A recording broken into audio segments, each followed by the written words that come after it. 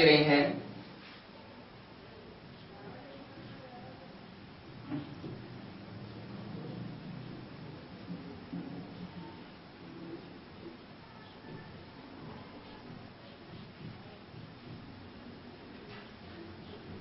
तो सबसे पहले हम राजस्थान की यदि बात करें,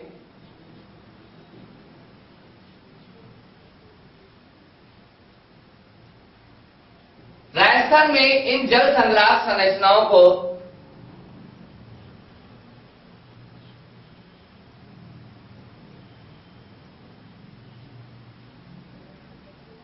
खडीन के नाम से जाना जाता है। इसके अलावा कुछ क्षेत्र ऐसे हैं जहां इसे ताल के नाम से भी जाना जाता है, लेकिन मुख्य रूप से खडीन के रूप में जाना जाता है राजस्थान के अंदर।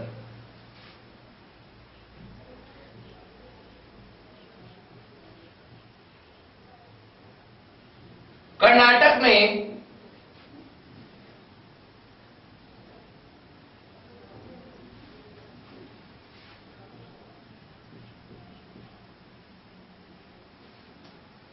कट्टा के नाम से जाना जाता है।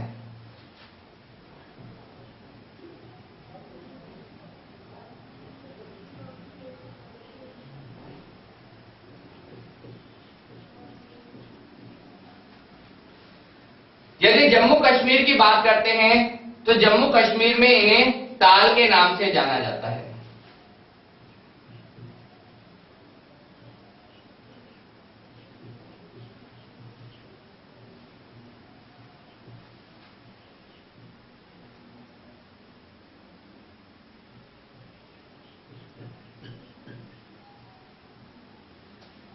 महाराष्ट्र आदि क्षेत्रों में बंधासर के नाम से जाना जाता है।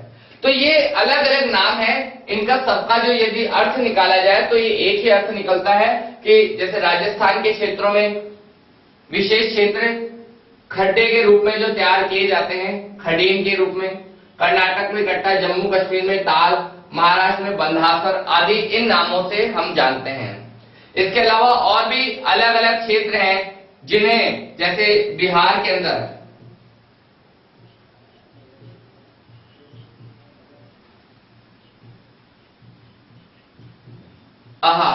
इन आदि नामों से जाना जाता है। तो ये ऐसे जल स्रोत हैं जो कि लोगों के द्वारा बनाए गए हैं और इनका फिर इस्तेमाल किया जाता है। लेकिन यदि हम इन जो जल संग्रह संरचनाएं जिन्हें अलग अलग नामों से जाना जाता है, इनके अलावा यदि हम कल्पना करें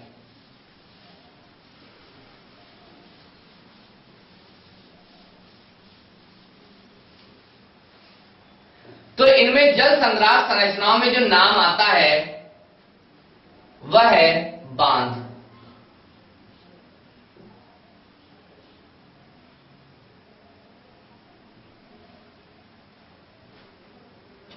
तो हम ये बात करेंगे कि बांध क्या होते हैं।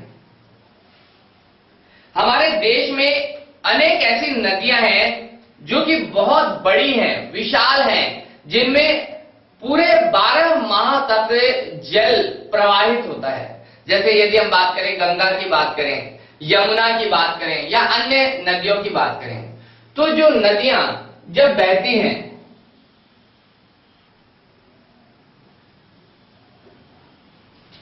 तो नदियों के जो बहाव की दिशा को यदि ध्यान में रखें, यदि हम ये कहें एक नदी है और ये नदी के बहाव की दिशा को देखें, तो यदि नदी के बहाव की दिशा में हम विशेष प्रकार की दीवारें खड़ी कर दें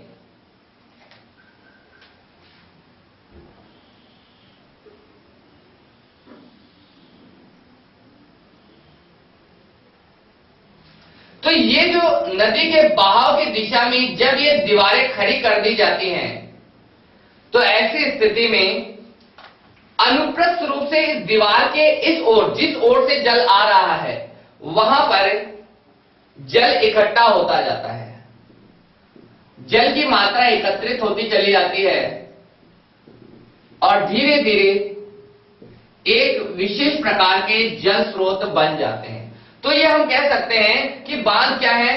ऐसे खड़ी या चौड़ी दीवारें हैं जिन्हें नदी के बहाव की दिशा के समांतर खड़ा करके तैयार किया जाता है ताकि जो जल आ रहा है वहां इकट्ठा हो जाए, जल एकत्रित हो जाए। ये जो बांध है,